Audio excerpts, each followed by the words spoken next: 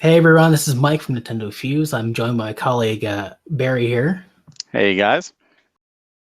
and we are going to have a look and talk about Team Sonic Racing on Nintendo Switch.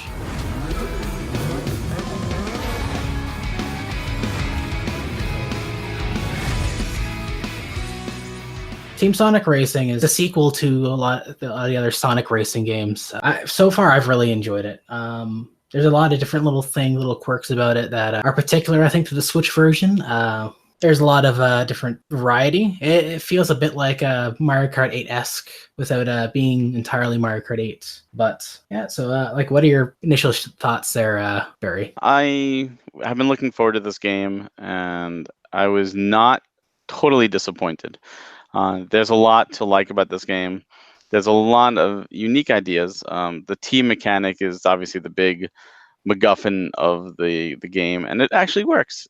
But it's also frustrating just as well, because you could really race well and you can get first, and your team could completely suck, and it winds up you wind up losing pretty much because it's Oh, yeah. point based. So like in Mario Kart, you get the items, you save them strategically, you use them to annihilate somebody who just passes you. In this game, I spent 99% of the time grabbing items and then passing them to my teammates, which fills up your team meter, then to use them myself. And while it's neat that you can, hey, you know what, I grabbed this item, I don't really need this, I toss it to a friend. The problem is it fills up the meter so fast, which means it's more incentive to use that versus using the actual item yourself. And getting that team ultimate is so important because that gives you a good burst of speed, all three in your team, and could mean the difference between winning and losing when to trigger it. So I liked it, but I didn't like it at the same time because it seemed like there wasn't as much incentive for me to throw out the items as opposed to me giving them to my teammates. Because when you give them, also the items get more powered up sometimes. So if you have like one rocket, which is the equivalent of a turtle shell, you give it to a teammate. Now they get the 3 turtle shell or 3 rockets, and it's like, oh well, that's cool. You really help them out. So that mechanic is cool. There are other problems with this game, however. My biggest problem, honestly, is the challenge. And what I mean by that is there are challenges in this game that are they're overly difficult. Like a good challenge will be something that will ramp up in difficulty. Like the first time, race through the rings or something like that, or dodge the poles. You want the player to get a feel for it. But the very first challenge, like it took me like 5 tries and I finally got a bronze because I ran out of time. It was like, so like, whoa, hold on, you want me to get a platinum on this? Like, this is the first one. Like, introduce me to the mechanic, let me feel how it goes.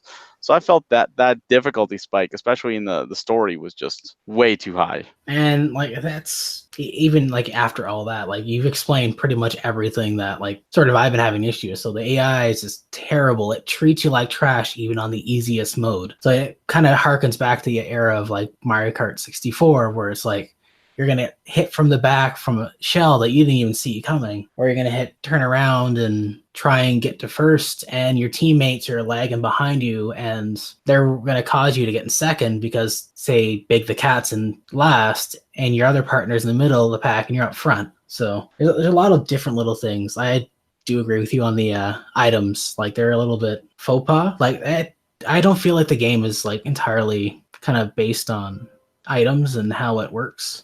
No, the items are actually pretty lackluster just to begin with. Outside of the Oh yeah. missile, they're really like there's a boost and there's a bombs and stuff, but like, and there's no like real indication. You just all wisps. So you got a pink wisp. What the heck does this do? Oh, this makes it so if you run into somebody, you damage them, but only if you run into them. What? That, do I really want that? Like that doesn't seem Yeah, like something I really want. It seems to me like they kind of pick and chose stuff from Mario Kart, and it's like, well, it's just like Mario Kart, but not like Mario Kart. Yeah. And that was kind of my problem with it. It feels like a bit of a Mario Kart clone at half the frame rate. So, and that's kind of really difficult when you're playing a kart racer because you're expecting it to be like a full like 1080p, like 60 FPS experience, even if it's like sub HD. As long as it's 60, I think it would be a whole lot better. It would have worked a lot nicer. See, the 30 didn't bother me. That wasn't the problem. I'd be using that and in combination with all the items, and that was throwing me right off because sometimes you use an item and the frame rate just tanks. I didn't encounter much of that. I didn't play handheld. I Mhm. played the game 100% docked. Yeah, I played it docked. I played it handheld for an hour, and I couldn't handle it. So, although I'll say this, it's steady handheld, That's which good. saying something, but you're still looking at a screen that's half the size. It's still doing the same blur effects for basically while it's docked, and I can deal with it docked, but I can't deal with it on a small screen. What And else? see, one of my complaints is I feel like it's a downgrade from the previous game, which is Sonic and All Stars Racing's Transformed. Oh yeah. I felt the transform mechanic in that game was really well done and well implemented, and there is none of it here. You're just cart, Mhm. all the cart. That's it. And another really negative thing is the first two games, it was Sonic and Sega All Stars, and it was great. You had characters from Monkey Ball, and you had characters from Shenmue, and even Vice from Skies of Arcadia get in there, and like it was so cool. Golden Axe had representation. Like it was so cool to see, a lot of the forgotten Sega franchises get some love. And now this one, it's back to just Sonic. It's all Sonic Mhm. characters, 100%, and I don't know. It feels like if you took Smash Brothers and the next Smash Brothers was only the Mario characters, it'd be like, but that's just not as fun, Like Oh yeah. it feels like a downgrade overall. That's not saying the game's not fun, Mhm. because it is, but it is, in my opinion, a downgrade from the previous game. Yeah, and that's sort of what it feels like to me. Because I did play a bit of Transformed. I think where did I play it? I played it on the PC. I didn't play it on the Wii U, unfortunately. But I do agree with you there. It feels a lot like a downgrade from that. And even playing on the PC, like you're getting all those different mechanics. It felt really smooth when you're playing. Like not everything, like tracks felt really well designed for it as well. The Um, tracks aren't bad in this, oh yeah, but they're not amazingly great either.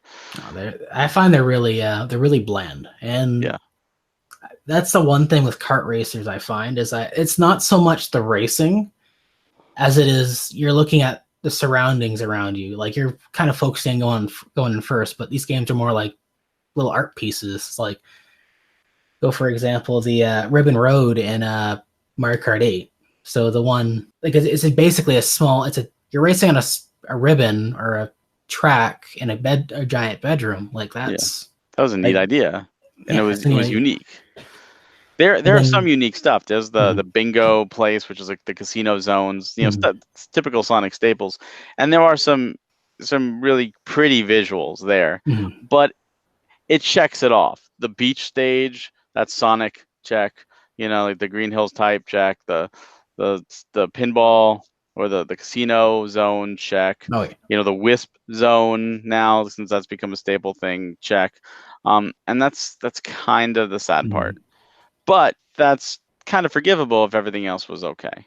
Yeah. Now we did get to do some online, and I'm happy to report I was fine with the online. The online ran perfectly for me. Oh I yeah. didn't have any dips. Yeah. I think we had one little lag spike, but I think that kind of corrected itself, and we sort of went on our merry way. Now there is another element. It's the gotcha system. As you do stuff, you get coins, which will let you unlock different car parts randomly, and character specific, which is the worst. Means, and it's not like there's just one set of Mhm. wheels or one set of, fenders or whatever. There's hundreds. It feels like it is even like, oh, I got a legendary wheel, yay! Well, there's like five legendary wheels or something. So it's not even like you got the golden tires in Mario Kart 8. Like, oh, cool. I clearly got the best. So I know Mario Kart 8 has the unlock and it's also random, but it feels more uniform. It feels like, Mhm. the parts are shared amongst all the characters.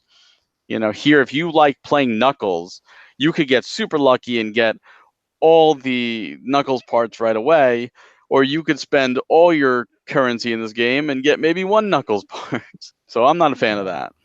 Yeah, I'm not a big fan of that, but I'm also kind of used to it from playing a bit of Yoshi's Crafted World as well, because to unlock costumes in that, like you go around to each stage, you use coins Yeah. to unlock like random costumes in each level, but you only have like, but there's a set limit in each level.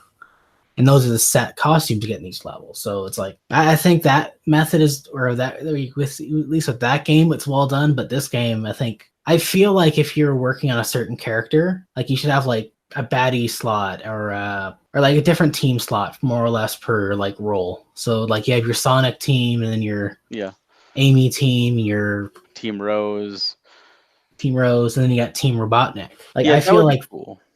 I actually got character parts for characters I didn't unlock in the story yet, and I was like, oh, okay, you know, that's interesting. But it's all random. It's 100% random. And if you like that, if that's your thing, then this is perfect for you. It's just not my thing. oh yeah, and like that's probably part of it. And top of that, when you're doing challenges, it doesn't help. So like you're trying to make up all this extra coinage just to get even remotely some of these like decent parts. You're just not going to get it. Like I know I'm stuck at a point in career mode where I have to complete one of two challenges to actually progress further in the story. Yeah, and the challenges, the difficulty is just insane. You know, you shouldn't need a random gacha piece to be able to barely pass a challenge. You should be able to pass every challenge with the default car sets, and these enhanced parts that you could get should just make it a little bit easier as a bonus to kind of go back to. Oh yeah. You know, it's just like, you know, in Metroid, you know, this, you can get anywhere in the starting area, but by the, you know, if you have to backtrack through the starting area, you're so much more powerful. You have all the extra missiles and all these extra cannons. You blast through everything and just run through it all, and that's how it should feel. Yeah, definitely. And that's probably one of the bigger issues with this game too, is because you're not progress like for the collectathon lover, more or less, is that you're trying to collect everything. Like I have friends who will willingly like grind up coins and all that, and they will turn around and buy like a billion items worth of things. But Yeah, like I we do don't that too. have yeah, but we don't have the, or a lot of us don't have the time or luxury to do that. So I find it's pretty daunting in Team Sonic Racing. And on top of that, each part has different stats. Yep.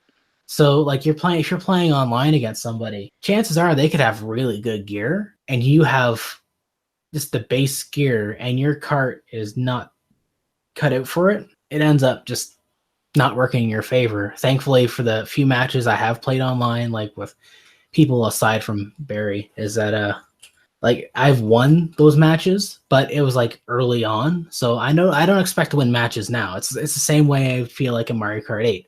I was good in the beginning, but I'm not good now. So Well, that's something that happens. I mean, even when we raced, you know, you had better car parts than I did, and it showed.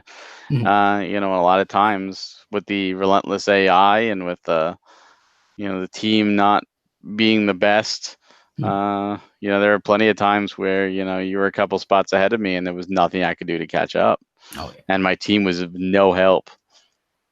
Even with the like the drift type mechanic where you could ride the coattails of a team member to slingshot yourself ahead, like that's cool and all, but it doesn't make up for bad AI. It doesn't make up for bland game design, and it doesn't make up for really really crappy weapons Oh that yeah. you're not even incentivized to use anyways.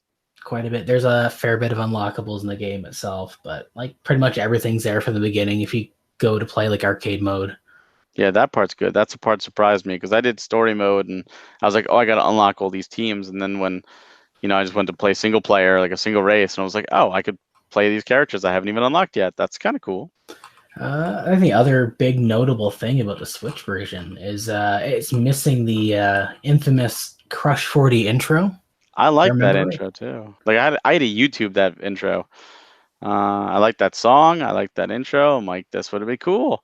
And their excuse was it doesn't fit on the card, therefore the Switch isn't getting it. So even if you're downloading it, you're still not getting it. It's not even there as a patch. If you do get the physical to download like, no, there's Oh just yeah. no intro in the Switch version at all. So if you Right. want to see the intro, if you're curious about the intro, if that's important to you, you got to go to YouTube.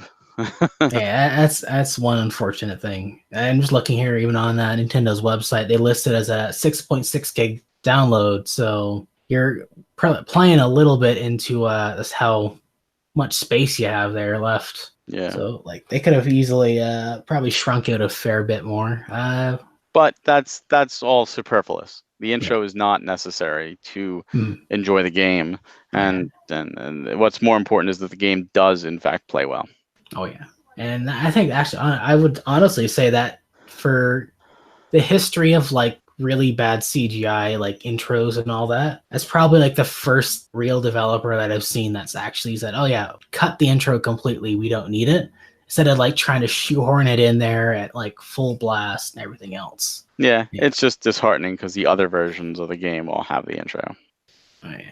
So is it worth it? Would you recommend it? Do you think our listeners should buy this game, Mike? I'd probably wait for a sale. I wouldn't necessarily run out of your way to go pick it up from the store to be your first Switch game. There's plenty of other games that can be your first Switch game. Plenty of indie games, plenty of download games, plenty of other games. Mario Kart 8's a great game. Team Sonic Racing is it's a good game. Not like your 9 out of 10 level, but it's getting close to that average mark. So Yeah, I mean, I would say it's if you really like the previous Sonic racing games, if you really love kart racing games, you can't go wrong. It's still a fun game, frustrating at times for sure, but it's still a fun game. It plays really well. The online works. So if that's your cup of tea, absolutely. If you're kind of on the fence about it, and there's other games coming out that maybe you want to give a little more attention to, uh, this game will probably go on sale. If you could wait till the holidays, I'd advise that in that case. But it's not a game that I wouldn't recommend picking up. I'm glad it's in my personal library. I did enjoy my time with it. Will I go back to it? Maybe if I could find the time. There's so many games coming out. But if this is your cup of tea, then I think you should give it a try. Maybe wait for a sale. oh yeah, definitely. Thank you, Barry, for coming out. Of course. It's been NintendoFuse. We're look forward to like future game chats from us, as well as check out our websites, nintendofuse.com, for many things, including the feature review for Team Sonic Racing as well. Thank you all for watching and listening, and have a great day.